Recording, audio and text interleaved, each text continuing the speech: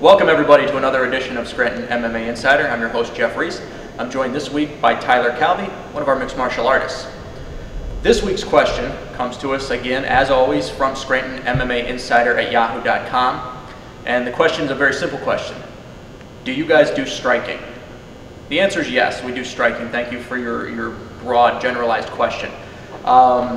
We have a very comprehensive striking program here consisting of boxing and Muay Thai, and we have a full instruction staff that teaches striking. Let's take something a little more specific than that question though and get into something with striking. Let's talk about stance, which is the foundation of every fighter's stand-up game. It's stance. It's necessary to find a stance that fits your preferred fighting style. So we have Jiu-Jitsu here, Judo players here, strikers here, wrestlers here. So you have to find a stance that fits your preferred fighting style. However, that stance has to be conducive to both striking and grappling. If you can throw excellent hands and kicks, but you can't sprawl or change levels, that's a serious hole in your game. If you can shoot and sprawl like nobody's business, but can't throw a punch, again, that's a serious hole in your game that needs to be addressed. So as you work to develop your stance, it's going to be important to keep a few key points in mind. First thing is always going to be hands up, chin down. Doesn't matter if you grossly outclass your opponent in striking capabilities. If you drop your hands for a second or stick your chin out for a second and he taps it and you expose that jaw, it's lights out, you're going to sleep. Second thing to keep in mind is maintain your balance at all times. If your feet are too wide apart or too narrow, your opponent's going to topple your base, get you down on the ground where you may not want to be. So keep those things in mind when we're talking about stance and striking. Again, welcome to the drill segment of our episode.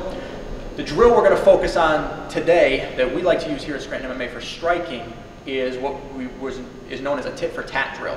So while we do a lot of focus mitt work, a lot of heavy bag work, the focus mitts and heavy bag, while they have a lot of great aspects, also have some drawbacks. So we like to use the tit for tat drill so that you can actually see punches coming at you, see how your opponent's going to move off of certain punches and stuff. Your partner is going to do things that the heavy bag and the focus mitts just can't mimic. So what we do with a tit for tat drill is very, very simple. We set the timer for whatever you want, 3-minute rounds, 5-minute rounds, 10-minute rounds, doesn't matter. We take one combo to start off with, and we go back and forth throwing the combo, defending the combo. So we just say very, very simple, we start off with a jab. So I throw a jab, Tyler defends. He throws a jab, I defend. And we are going to do this for the next 3 to 5 minutes, whatever we set up. Okay? From there, the beeper goes off, you get a 30-second break, we add the next punch in. We say, let's say 1-2. So now I throw 1-2.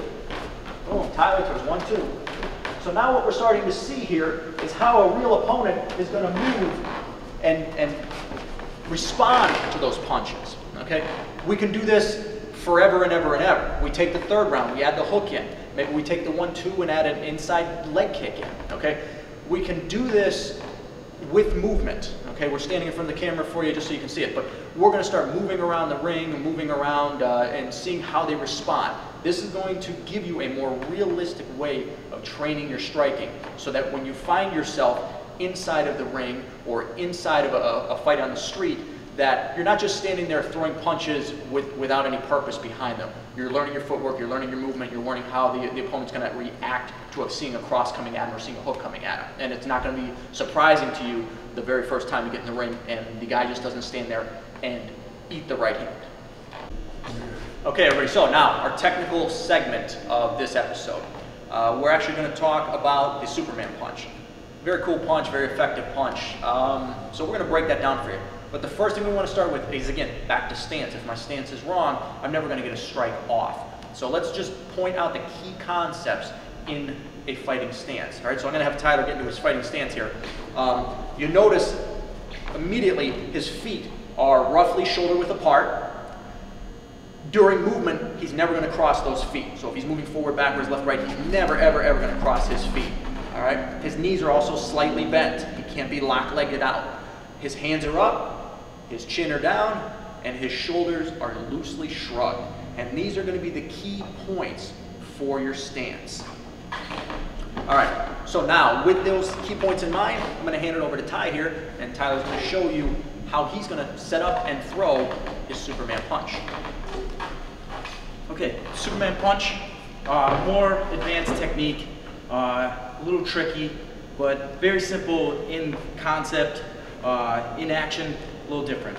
But first off, you're going to set it up from kicks. Any kick you want, it doesn't matter.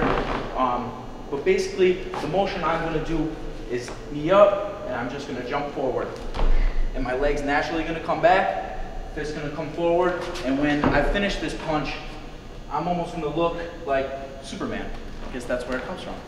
But I'll set it up, leg kick, and now his mind's on the leg kick. Bring the foot up, he thinks leg kick, Superman punch. Again, boom, leg kick, bring it up. That's pretty much it. All right, everybody, thanks once again for joining us at Scranton MMA Insider. I want to thank Tyler Calvin for coming in, working some striking with us this week. Remember, you can always send your questions to ScrantonMMAinsider@yahoo.com, and we'll see you guys in future episodes.